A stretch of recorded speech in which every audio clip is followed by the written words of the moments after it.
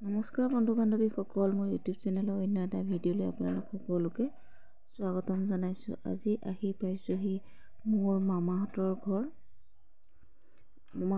পাইছোঁহি বহুত বছৰৰ মূৰত মই মামাহঁতৰ ঘৰলৈ আহিছোঁ। কমেও 4-5 বছৰমান হৈ গ'ল। 4-5 বছৰ মানেই মই মামাহঁতৰ ঘৰত অহা নাছিলোঁ। গতিকে আহকচোন আপোনালোককো মই দেখাওঁ মোৰ মামাহঁতৰ ঘৰৰ অকণমান পৰিৱেশ। ইফালে ভঁৰাল ঘৰ। বহুত বছৰ অহা নাছিলোঁ। বহুত বছৰৰ মূৰত অহাত পৰিৱেশটো অলপ বেলেগ হৈ গৈছে। আগতে যেনেকৈ আছিলে সম্পূৰ্ণ সলনি হৈ গৈছে।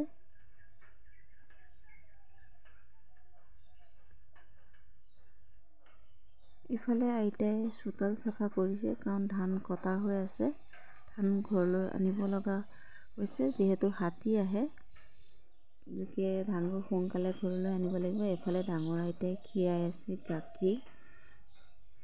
দেখাই দিছোঁ আপোনালোকক কিমানজনী গৰু গাখীৰ খীৰাই। 5জনী গৰু গাখীৰ খীৰাই আপোনালোককো দেখাই দিছোঁ।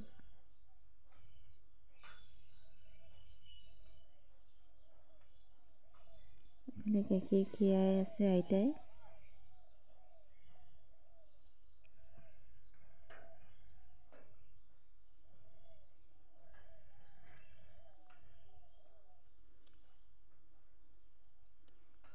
গাখীৰ বিক্ৰী কৰা হয়, গতিকে 5জনী গৰু গাখীৰ অকলেতো ঘৰত খাব নোৱাৰি। প্ৰায় 4 লিটাৰমান গাখীৰ বিক্ৰী কৰাই হয়। ইফালে হাঁহজাক চাওকচোন, বহুত হাঁহ আইতাৰ ঘৰত।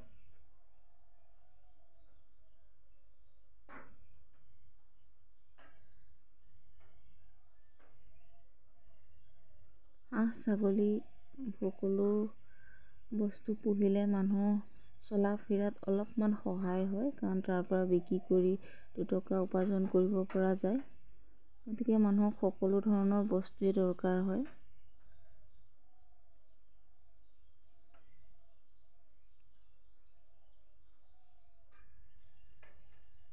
ইফালে চীনা হাঁহ।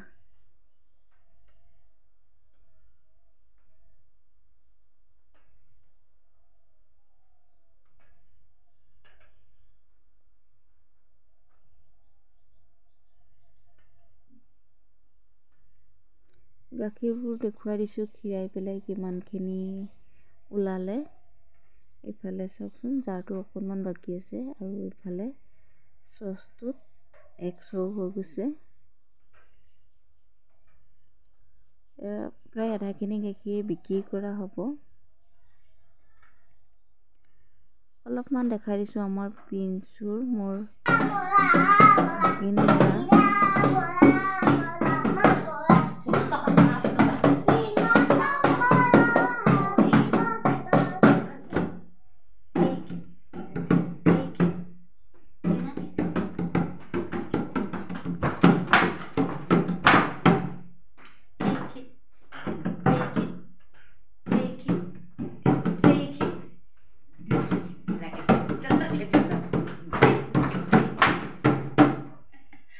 Bozang muka jangan.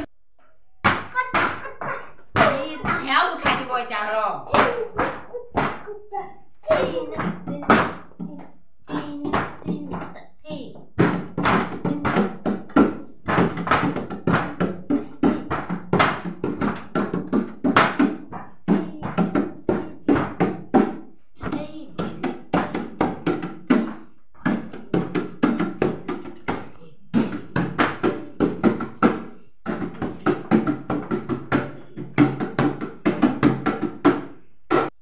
আইতাকে বজাইছে, নাতিনীয়েকে নাচিছে। যিহেতু ৰিহাৰ্চল